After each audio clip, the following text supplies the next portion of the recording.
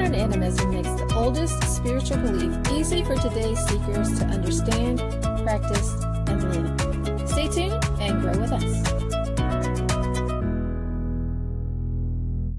In my private group, which you're invited to join and are very welcome, we are reading Dirt Witch as our book club selection. So I did a podcast about that about a month ago.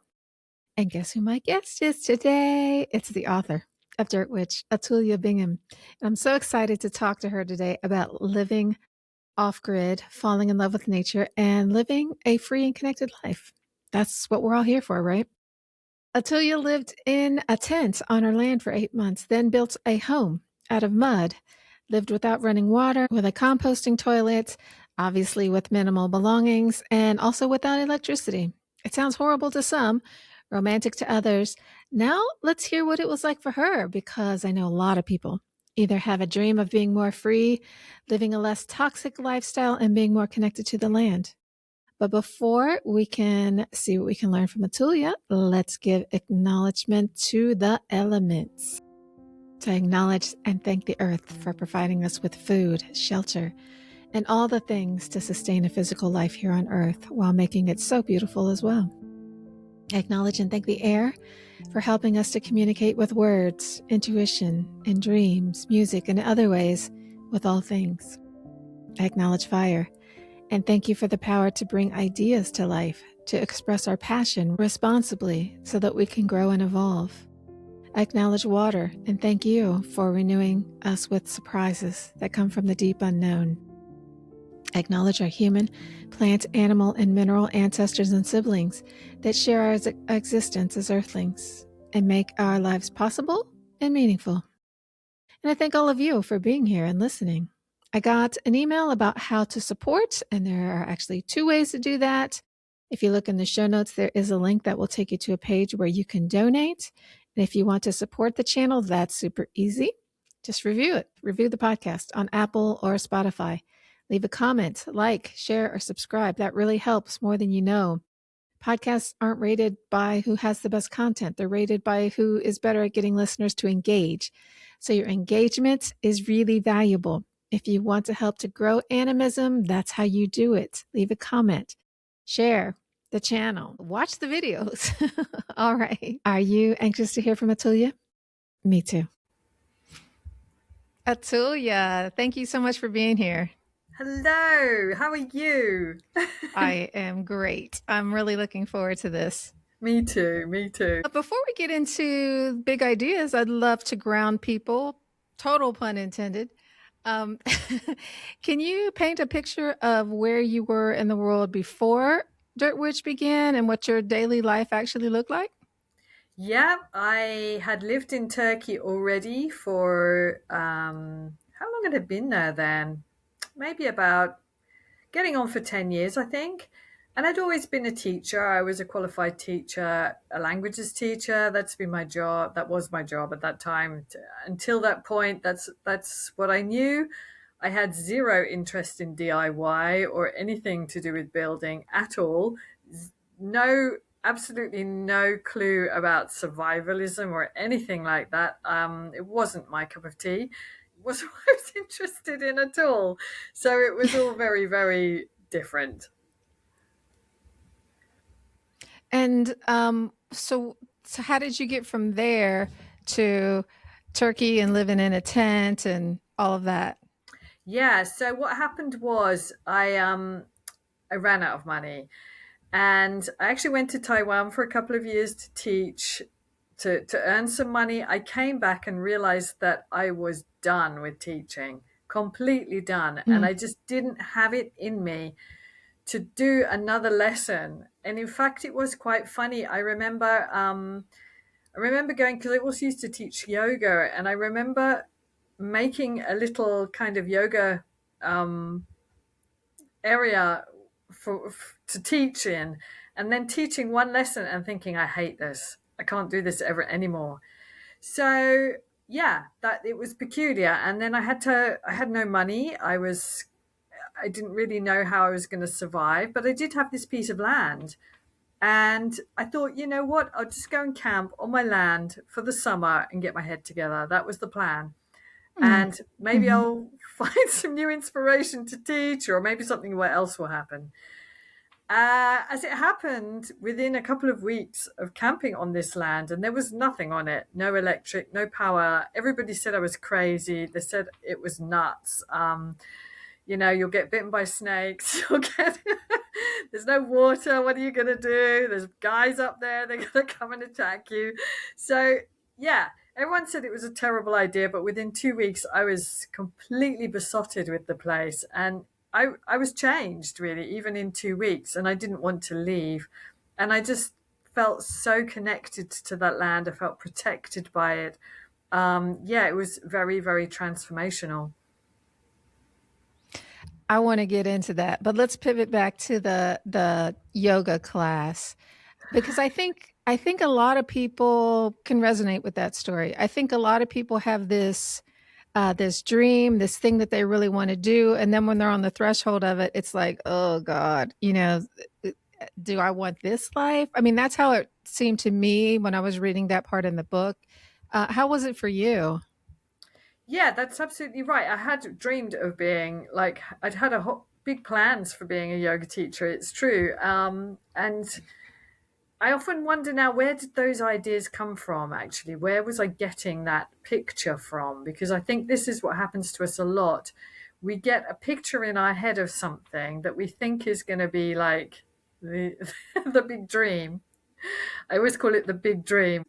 I'm quite suspicious of big dreams in many ways because I think they're two-dimensional, they're in your head, and we've got an idea, Mm. and then you get to the big dream, and it's a nightmare. So, how did you go from living on the tent to building an earth bag house? Yeah, so one night I was camped, and it was getting all through the year. My neighbors had, or people around had said to me, "You need a house. What are you going to do in winter?" And I was like, "I love it. I just want to be, I don't want walls and ceilings, I just want to be connected to nature." And then must have been sort of late September. And because you go 5 months where I was in Turkey with no rain, and suddenly the winter, when the storms start, they're pretty vicious. And this storm just, I mean, rode through the land. And I can remember being in the tent at night, and it was only a small little tent as well. It was a rubbish tent.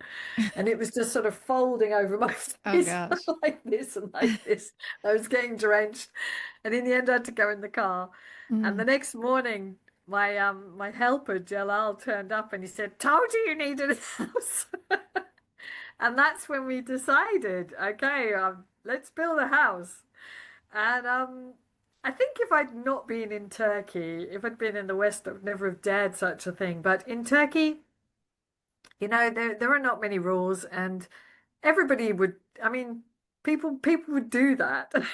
They'd be like, "Okay, we need a house. Let's build one." In fact, Jalal had kind of tacked together this wooden little shack, and I think that's what he thought I was going to do. Uh-huh. But I'd already seen many years ago, a friend of mine had built an earthbag little house, Oh, and I'd okay. seen it, and I thought that looks great. And because Turkey has so many earthquakes, and they're really very bad earthquakes, that's the first thing on your mind. I need something that is earthquake proof. Hmm. So that earth bag is incredibly strong. I mean, it's brilliant, disaster proof. It's as a construction method. It's a brilliant disaster proof method. Great for earthquakes, storms, hurricanes, the lot. It's pretty invincible.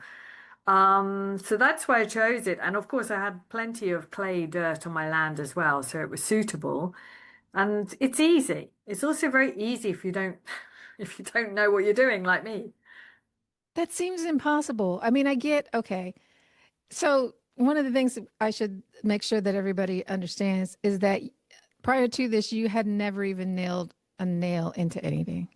No, never done any DIY. I'd never done anything. I didn't know how to bang a nail in. And in fact, at one point in the book, I'm sort of working with Jalal, and I'm making a big mess of of nailing something because yeah, I just had no clue. I had to it was Jalal, my helper, who taught me how to nail. No, I had no clue at all, but for some reason that didn't stop me. I think it's awesome, but it's also impressive because you think about it was straight. The house is actually beautiful. You did a great job on it. And there's windows. I mean, all the things that you would want for a comfortable little home. It's all of that. Yeah, but it was beautiful, and I am proud of that house. I am. When I look at it, I'm like, good job. And I've seen since many, many professional builders build way worse. Yeah. I have. But I think this is a good example of how we've been disempowered and Hmm. told that, you need a professional to do everything, and this kind of bowing down to external expertise. Um, Building, people have been building their own houses forever, Forever. forever. This is a new thing, a new idea that we've got that you need certain expertise. And okay, if you're building some massive multi-story thing, that's a different situation. But a one-story little house like that Hmm. is very doable. If it's a small little thing, it's very, very doable for anyone, I think. Although I do say people did come up to me afterwards and say, you shouldn't say that because not anyone could do this. But I think the things that really make the difference, it's not so much knowledge, it's things like determination Yeah. and friends as well, having some friends. Um, Being able to communicate with people, being able to lead a team. Again, I had teaching experience. It was massively helpful. These kind of things, and being connected to the land. So anytime things were going wrong, I would kind of sit and speak to the land, and it would always reassure me and say, "Don't worry, it's gonna be fine." And that house still stands today. I mean, That's it's still awesome. there and being lived in. So Hmm. it did. It did. It stood way better than many, many other buildings that have fallen in earthquakes in Turkey. So yeah. I would imagine that again, we're from the West. You don't build your own house. You call a contractor. You have all of these plans and go through all these permits and all of this stuff. You don't build your Mm. own house today. And I would imagine that doing that with your own hands, not only that, but from the dirt that you live on, would have Yeah. been really transformational. Um, did it make you feel like a different person or change you in any way? Yeah, it was massively transformational. And it gave me a kind of an inner strength Hmm. that um a self-belief. It sort of makes you understand that you can do anything if you put your mind to it. And how so many of the things that we think are out of reach, it's really just a thought process Yeah. that's keeping it out of reach. Once once you've sort of broken that barrier in your mind once with a big thing like a house, it translates through the board. Then you're Mm. like, well, why shouldn't I be able to do this, that, and the other? Of course I can. Um, yeah, that it is very transformational. The other thing, it it also made me learn things like patience because building can be quite slow. Mm. Resilience, not giving up. I was a very perfectionistic person as well, and it helped me with that because I'd have to just say, you know what, it's holding together, it's fine. Because you want to live in it and you need to Hmm. stay in it. You just got to get on with it somehow. So it was very um, educational and healing in many ways. Mm. Yeah. I imagine that a lot of people like myself, you get into you're reading this book and you're just like, oh, you're so romantic and thinking, oh, it's going to be so wonderful to do this.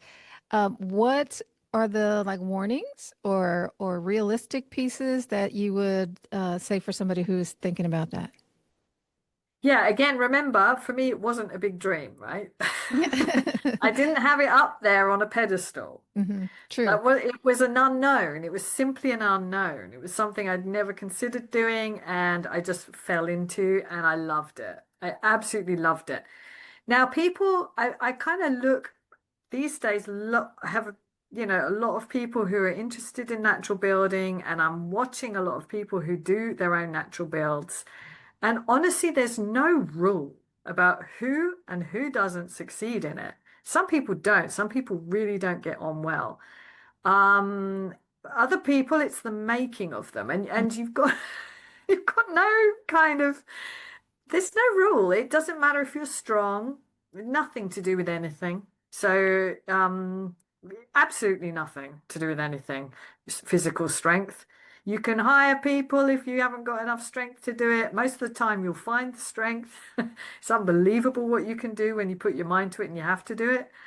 But knowledge is important to a point, but after that point, it becomes detrimental, I think, if you've Mm-hmm. got too much knowledge. Mm-hmm. Just keep second guessing yourself and never get off the blocks. That's what a lot of people do. Mm-hmm.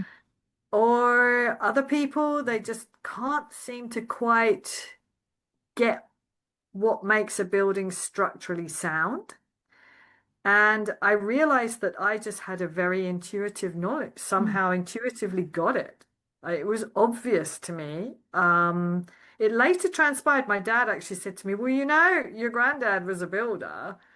And I was like, yeah, maybe it's genetically inherited Mm-hmm. kind of knowledge. I've taken it with me because it did feel very obvious. I'm like, why can't people see that? Obviously that's, you know, just brace it.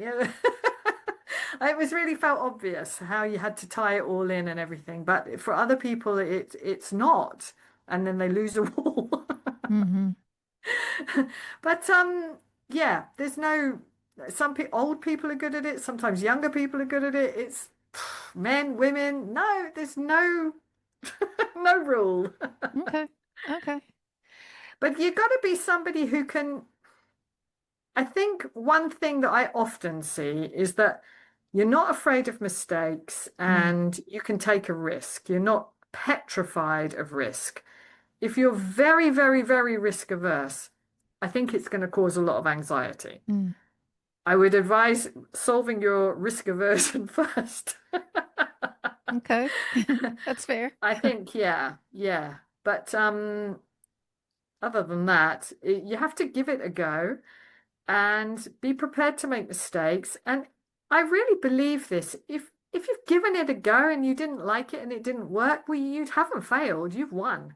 You know now that isn't for me. Yeah. There's Mm-hmm. things in my life that I've done and tried and thought, nah, that's not for me. But I know that now, Mm-hmm. And if I had never done that, I would never have known how much I loved it. What a Mm-hmm. shame. That's So, yeah, it seems to me like Dirt Witch, because I read that one first, was kind of a act of reclamation. Is that true? And if it is true, then what were you reclaiming? Like what parts of yourself?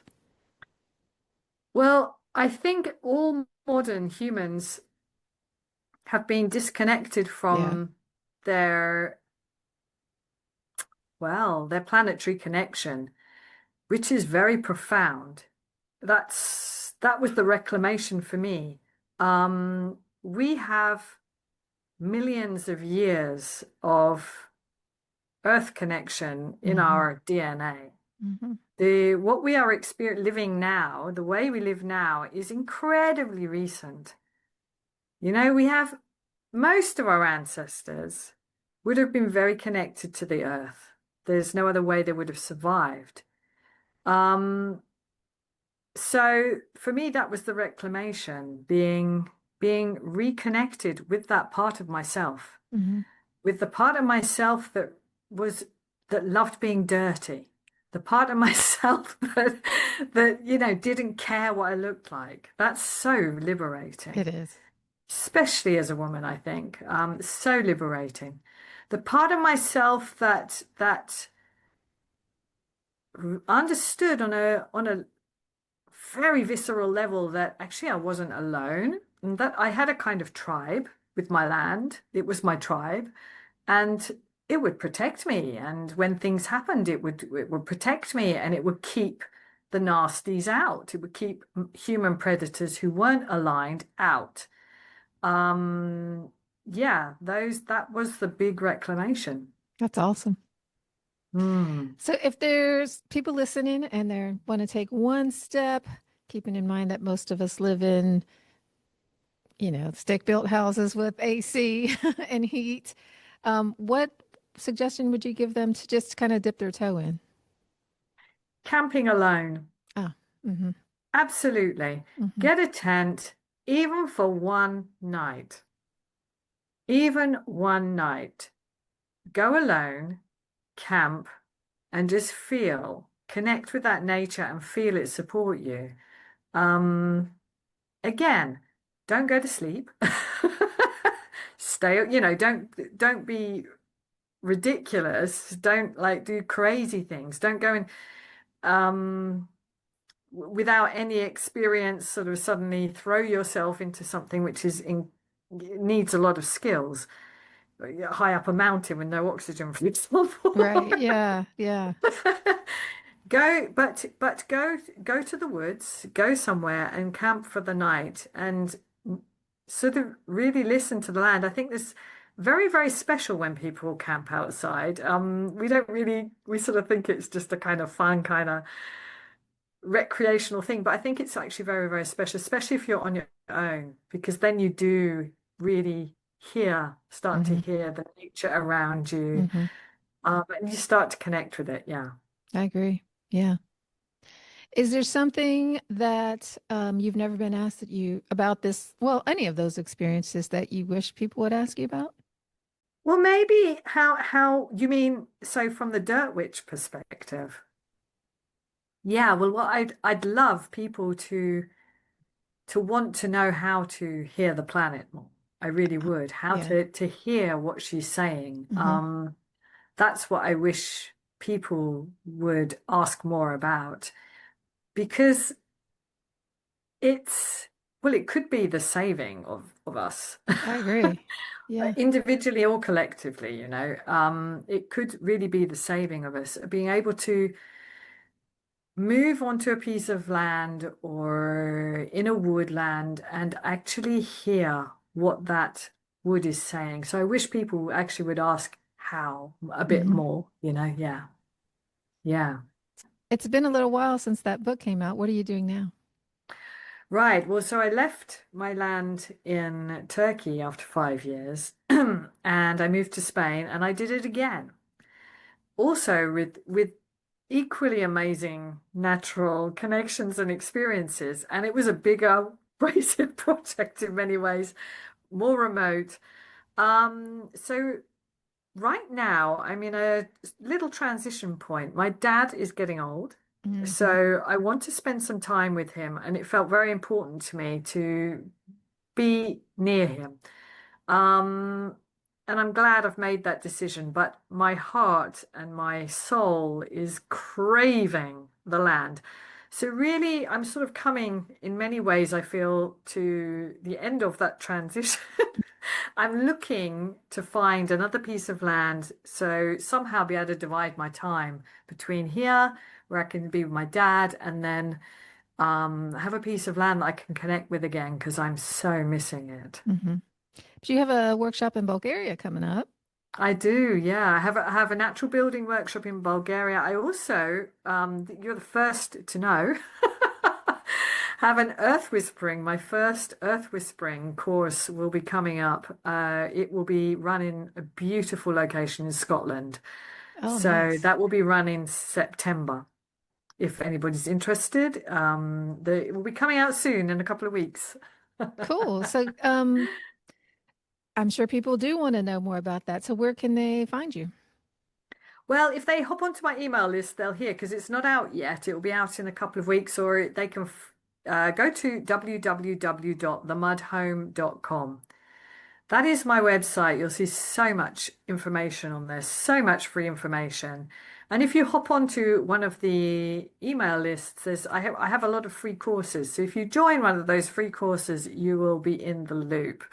Or you could follow me on Substack. You could read my newsletter on Substack. I have two. One is more earth whispering based, which is called The Nature of Freedom. And the other one is the Mud Home News. So you can go over to Substack, and if you put Atulya K. Bingham as the handle, you'll find me there too. Awesome. Thank you so much for joining us. I have enjoyed every minute of this. Me too. Lovely to speak to you, Laura. Thanks.